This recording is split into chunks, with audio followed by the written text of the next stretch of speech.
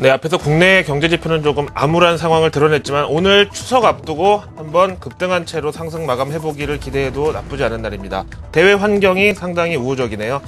자, 먼저 로이터 통신의 마감 브리핑 내용부터 살펴보시겠습니다. 스페인 재정 긴축안이 마침내 공개가 됐습니다. 그래서 월가가 이렇게 점프, 사실 원래 이걸 그냥 급등으로 한글화하는 게 좋은데 오늘 뭐 우리 증시 추석 연휴 하루 앞두고 저렇게 좀 힘차게 뛰어 올랐으면 좋겠다는 의미에서 뭔가 추석맞이 느낌으로 좀 만들어봤죠. 사실 이번 주 들어서 친시장적으로 표현하면은 조정의 모멘텀으로 작용한 재료 또는 현실적으로 시장에 부담을 줬던 이슈가 바로 이 스페인 소식이었는데요. 그 어느 때보다 강력한 긴축 기조가 반영된 스페인의 2013년 예산안이 마침내 발표됐습니다. 물론 스페인 내부에서는 예상했던 대로 반대 시위가 막 일어났고 또 한번 난리가 났었지만은 금융시장에서만큼은 이를 불확실성의 해소로 받아들였습니다. 이에 따라서 업종 보니까 미증시 전 업종이 반등에 성공을 했고 그동안 기술업종에 조정을 주도했던 애플이 2.4% 오르면서 오늘 반등에도 역시 주도적인 역할을 했다. 또한 우리나라 전기전자 업종과 동조화가 뚜렷한 인텔도 1.9% 올랐고 또 미국의 대표적인 반도체 기업들로 구성된 필라델피아 반도체 지수 역시 2.3% 상승 마감을 기록하면서 우리나라 오늘 전기전자 업종에 대한 또 기대감을 불러일으키고 있네요. 이 밖에 펀더멘털 이슈로는 어제 중국의 경기 부양 가능성 그리고 미국에서는 신규 실업수당 청구 건수가 예상보다 큰 23,000건 감소는 했다. 좀 혼조네요.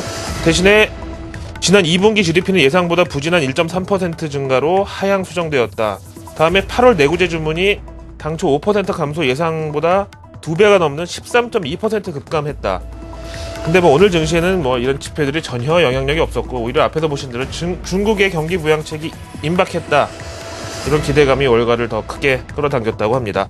오늘 시장 어떻게 봤는지 월가 현지 전문가 시황 들어보겠습니다. 파이오니아 인베스트먼트 측이네요.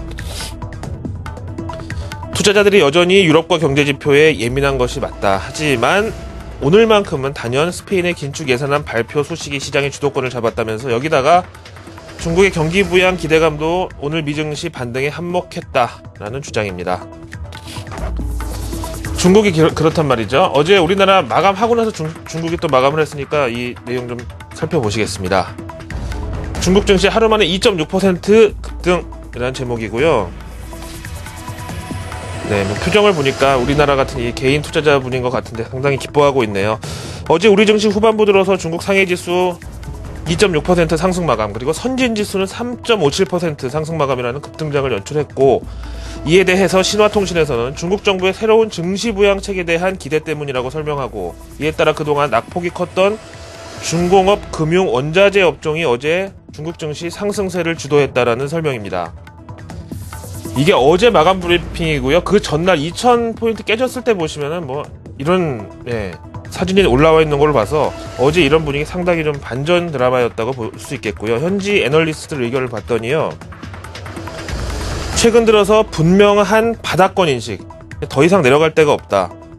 근데 이것도 한 1년 전에도 이렇게 얘기했지만 지하 한 3층까지 지금 내려와 있는데 어쨌든 바닥권 인식이 짙어졌고 마침 또 중국 중앙은행인 인민은행이 역레포를 통한 유동성 공급 규모를 발표했는데 주간 기준으로 사상 최대 규모였다는 소식이 전해지면서 이 투자자들은 급하게 중국 주식을 사모으기 시작했다는 분석입니다. 게다가 뭐 수출 중심 그리고 뭐 수출 편향적인 이라고까지 표현할 수 있는 중국 경제의 이 구조를 봤을 때 최근에 뭐 미국, 유럽, 일본까지 다 자국 화폐 가치 완전히 눌러놓으면서 이런 불황 탈출을 시도하고 있기 때문에 중국도 여기 맞춰서 또 위안화 화폐 가치를 누르려는 양적 완화 기조가 또 나타날 것으로 여러가지 중국 경기 부양에 대한 현재 이 모멘텀은 힘을 얻고 있는 상황이라고 보는 거죠. 자, 이제 미국으로 오겠습니다. 미국 이제 대선이 한 2달 남았는데요. 블룸버그 통신에 이런 게 나왔더라고요.